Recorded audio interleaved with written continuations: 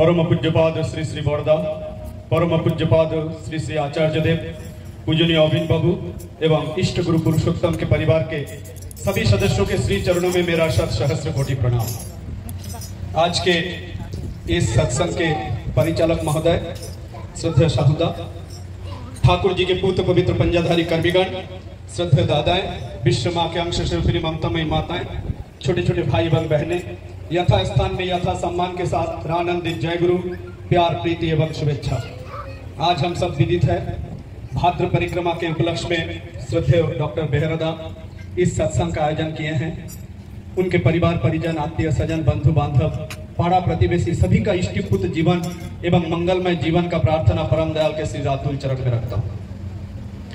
वर्तमान परिशिष्ट में ठाकुर जी सत्यानुसरण में अपने श्री हस्तों से लिखे हैं, परिश्रांत मन ही धर्म या ब्रह्म जिज्ञासा करता है। जब आदमी परिश्रांत हो जाता है सब तरफ से, परिवार से, समाज से, फिर धीरे धीरे राष्ट्र से, देश से, नेताओं से, हर एक के प्रति उसकी एक भावना जागृत होता है, मेरे लिए क्या किया, क्या हुआ। तो अभाव जीवन में जब आता है, परिश्रांत जब हो जाता है आदमी, हर तरफ से किसी प्रकार से जीवन में किसी प्रकार की उसे इच्छा नहीं रहती, अच्छा बुरा उसको ठीक नहीं लगता, एक उदासीन भाव आ जाता है, तभी जीवन में धर्म या ब्रह्म जिज्ञासा करता है। धर्म क्या है? जो सबको धारण किए हुए हैं, मुझको, आपको, सबको, देश दुनिया को जो धारण किया हुआ वही धर्म है। जो करने से मेरा अस्तित्व टिका रहता है, मेरा एग्जिस्टेंस बना रहता है, मैं जीवन में अपने हर कर्म में अगर मेरा कैसा उन्नति होगा, मेरा जीवन में मेरे परिवार से लेके, मेरे परिवेश से लेके कैसा उन्नति की ओर बढ़ेगा, अगर ये मेरा चिंता हमेशा रहेगा और मैं उस ढंग से चलूंगा, अपने जीवन को परिचालित करूंगा, तब जाके मेरा जीवन सार्थक भी होगा और जीवन में तब सही मायने में धर्म का परिपालन होगा। नहीं तो बहुत सारे गाजा बाजा के साथ, बहुत सारे आडंबर के साथ मैंने ठाकुर जी को बिठाया या कोई पूजा अर्चना की, बहुत भव्य रूप से किया, लेकिन मेरे चरित्र में उसका कोई भी प्रभाव नहीं पड़ा। मेरे चरित्र में अगर उसको मैं उतार नहीं पाया, उस चलन को मैं जीवन में उतार नहीं पाया मेरे जीवन में, तो फल कुछ भी नहीं मिलेगा। एक घटना की याद आता है, ठाकुर जी के अनन्य भक्त थे प्रफुल्ल चंद्र, श्रद्धेय हलदार दा, शरद चंद्र हलदार, जो कॉलेज के प्रोफेसर थे। उन्होंने जब ठाकुर जी के शरणापन्न हुए, उसके बाद धीरे धीरे अपने प्रोफेसरी छोड़ दिए, सब कुछ छोड़ के ठाकुर जी के पास ही आकर रहने लगे। बहुत बड़े बड़े पंडित लोग, विद्वत मंडली ठाकुर जी को घिरे रहते थे सदा सर्वदा, और ठाकुर जी के पास आजीवन रह गए। अपना सब पेशा, नौकरी सब छोड़कर, बड़े बड़े औहदे छोड़कर आके ठाकुर जी के पास रह गए और जिंदगी भर वहीं बिता दिए। शरद चंद्र हलदार ज्योति कहलाए जाते थे ठाकुर जी का, ज्योति आश्रम में उनका निवास था। एक समय ऐसा आया, उनके बेटी की शादी हो गया था, उनके 2 बच्चे थे और उनके दामाद का देहांत हो गया, तो उनके बेटी उनके पास आकर रहने लगी।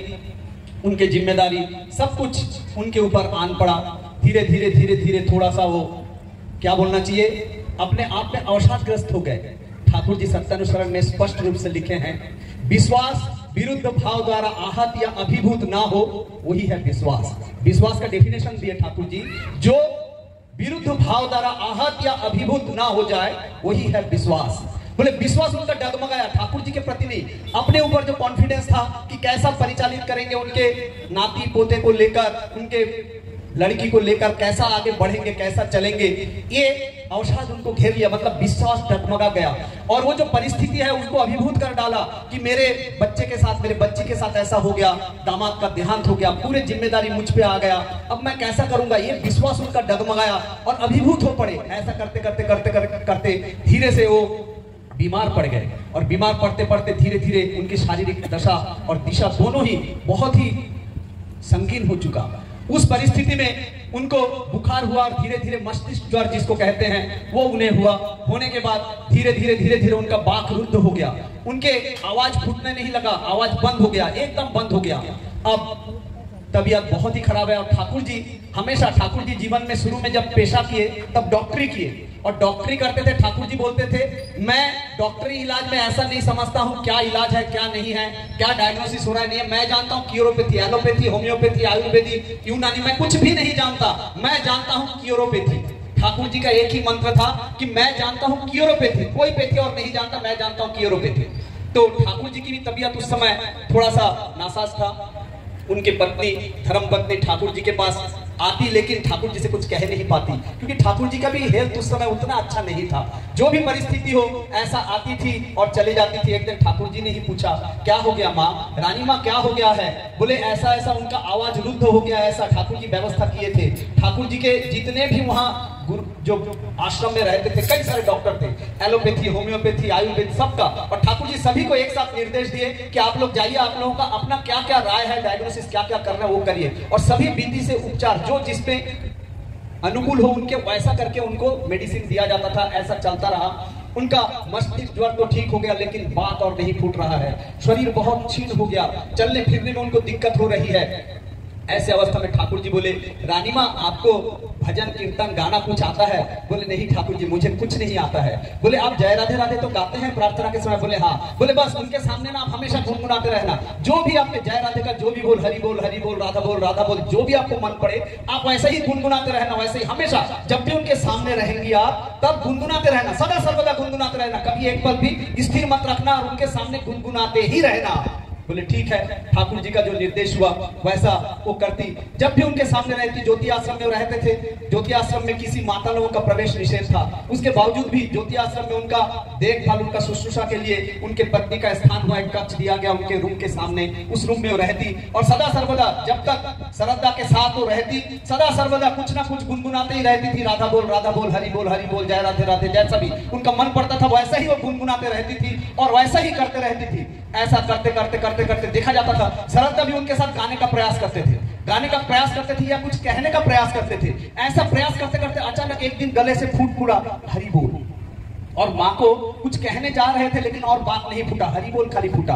उसके बाद धीरे धीरे ऐसा जय गुरु, इतना ऐसा फूटते फूटते फूटते फूटते माँ को फिर बोले इसका सुर ऐसा नहीं है, इसका ताल ऐसा नहीं, बहुत क्षीण आवाज निकलने लगा, धीरे धीरे क्षीण आवाज निकलने लगा। निकलते निकलते तब माँ को समझा रही है इसका बोल तो ऐसा है लेकिन सुर ऐसा नहीं है। माँ गाती जरूर है लेकिन सुर भटक जाता है या इधर उधर हो जाता है। तो उनको बताने के चक्कर में धीरे धीरे धीरे धीरे बोल फूट पड़ा। धीरे धीरे अब शरीर भी थोड़ा सा उनको चलने फिरने की अवस्था दशा आ गई और ठाकुर जी के पास वो आने लगे, धीरे धीरे आने लगे। ठाकुर जी अचानक एक दिन उनको बोले, श्रद्धा एक काम करिए, वहां बड़ा एक सत्संग हो रहा है, वहां जाजन के लिए आपको जाना पड़ेगा, आप जाइए। बोले ठाकुर जी मेरे गले से तो आवाज ही नहीं निकल रहा है, मैं ठीक से बोल भी नहीं पा रहा हूँ, मुझे बहुत कष्ट हो रहा है बोलने के लिए, मैं जाऊं? ठाकुर जी बोले जरूर जाइए, आप आदेश जब किए हैं ठाकुर जी मैं जरूर जाऊंगा। वहां वो गए श्रद्धा, वहां जाजन के उस समय से जो बोल फूटा और मृत्यु के पहले तक और कभी दिक्कत नहीं हुआ। ये जो अवसाद है जीवन में, जो चिंता है, देखिए परमपिता है हमारे जीवन में, हमारे मास्टर है, हमारे गाइड है, हमारे जीवन में हर पल में वो हमारे साथ है। और वो कैसे साथ है? ठाकुर जी आज सवेरे ही जो सत्संग हो रहा था उसमें कहा जा रहा था, एक विषय दिया गया था कि इष्टविधि का महत्व क्या है, इष्टविधि क्यों चाहिए। ठाकुर जी से जो योग सूत्र है हमारा, वो इष्टविधि के माध्यम से जुड़ा हुआ। सतनाम से ठाकुर जी साथ मेरे हैं, लेकिन मेरा दीक्षा को अगर चेतन रखना है तो इष्टविधि के साथ युक्त रहना पड़ेगा और इष्टविधि ठीक रूप से करना पड़ेगा और उसका प्रेरण भी ठीक रूप से करना पड़ेगा, नहीं तो जीवन में कभी भी अवसाद घेर लेगा, कभी भी। चाहे कितना भी नाम ध्यान करिए, नाम ध्यान कितना भी कर लीजिए, वो आपके हर प्रकार के जो आपके सेंसिटिविटी है हर प्रकार से बढ़ा देगा, हर प्रकार से आपके हर सेंसिटिविटी को बढ़ा देगा। आपको आभास हो जाएगी पूर्व में क्या होना है, कैसा होना है, इतना तक सेंसिटिव आप हो जाएंगे। लेकिन आपकी जो जीवन गति है ना वो दम सा जाएगा, दमित हो जाएगा और अवसाद कब घेर लेगा पता नहीं चलेगा अगर इष्टविधि को ठीक नहीं रखे। क्योंकि इष्टविधि का ही योग सूत्र है ठाकुर जी के साथ युक्त रहने का और दीक्षा को चेतन रखने का एकमात्र आधार है इष्टविधि। इष्टविधि बराबर निवेदन करना, सवेरे जिस समय प्रत्युष में उठकर इष्टविधि निवेदन करने की विधि है उस प्रकार से ही उसको निभाना चाहिए, इष्टविधि को अर्पण करना चाहिए। उसके बाद बड़ा ममता के साथ, स्नेह के साथ, आवेग के साथ ठाकुर जी को अर्पण करना चाहिए इष्टविधि। उसके पहले नाम ध्यान, उसके बाद में नाम ध्यान, उसके बाद प्रार्थना। प्रार्थना के आधा घंटा पहले इष्टविधि निवेदन हो जाना चाहिए। प्रार्थना का जो समय दिया गया है उसके आधा घंटा पहले, प्रार्थना के आधा घंटा पहले इष्टविधि निवेदन हो जाना चाहिए। कहे हैं अभी कुछ दादा माताएं गए थे ठाकुरबाड़ी, जब वहां कोई एक ऋतिक दादा कुछ कह रहे थे, उसमें कह रहे थे ठाकुर जी 5:30 बजे के बाद इष्टविधि ग्रहण नहीं करते, उनका हाथ बंद हो जाता है।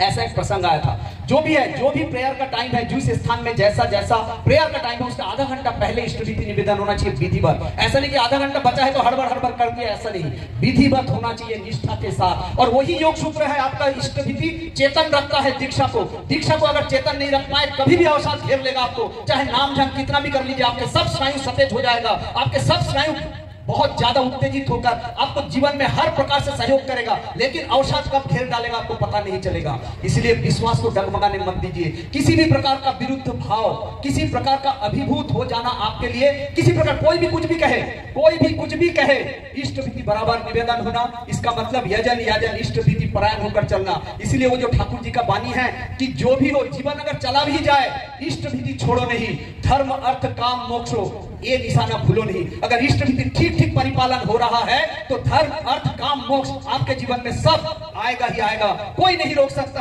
परम पुरुष की वाणी, विधाता की वाणी जो श्रीमुख से उनके निकल गया, चंद्र सूर्य अपना स्थान त्याग सकता है लेकिन उनके वाणी का एक भी शब्द हेरफेर नहीं होगा। स्वयं रामकृष्ण देव जी ने कहा, बोले जो निकल गया वो होके रहेगा, अगर जरूरत पड़े चंद्र सूर्य अपने कक्ष बदल देगा। अगर उनके मुंह से निकल गया कि पश्चिम से सूर्य उगेगा, पूर्व से चंद्रमा, तो बाध्य है करने के लिए, क्योंकि उनके विधान से ही ये विधि चलती है। परम पिता सभी के जीवन में शांति दे, स्वस्ति दे, तृप्ति दे, सभी के जीवन आनंद से भरपूर कर दे, सभी के जीवन से रोग शोक द्रोह दोष विपर्याय को दूर करे। यही प्रार्थना परम दयाल के श्री रातुल चरण में रखता हूँ। जय गुरु, जय गुरु, जय गुरु।